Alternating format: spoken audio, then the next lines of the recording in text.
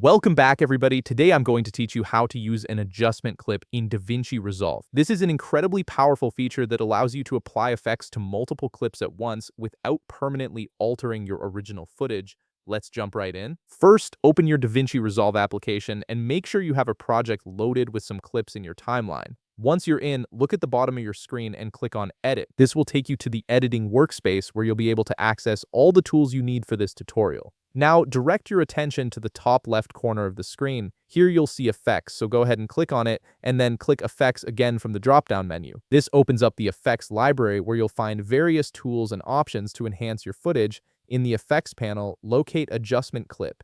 Once you've found it, simply drag it above your existing clip on the timeline. An adjustment clip in Davinci Resolve is essentially a blank clip that sits on a track above your footage. What makes it special is that it applies effects to everything underneath it. Think of it like a transparent layer that controls multiple clips at once without actually changing the clips themselves. To see how this works in action, click on the adjustment clip you just placed. Then, on the top right of your screen, click Inspector. This opens up all the properties and controls for your adjustment clip. From here, try adjusting the zoom level. You'll notice that as you change the zoom, it affects the footage beneath it. But here's the key part. If you remove or move the adjustment clip, the video clip underneath will return to its original zoom level. The adjustment clip hasn't permanently affected your footage at all. Let's look at another example to really drive this home. On the left side of your screen, click Filters within the Effects panel. Browse through the available filters and drag any filter you like onto the adjustment clip. Both the zoom level and the filter effects you've added exist only on the adjustment clip itself, not on the video clip underneath. This means you have complete flexibility to move the adjustment clip anywhere on your timeline where you want those specific effects to appear. The beauty of this workflow is that you can apply complex effects and adjustments to multiple clips simultaneously,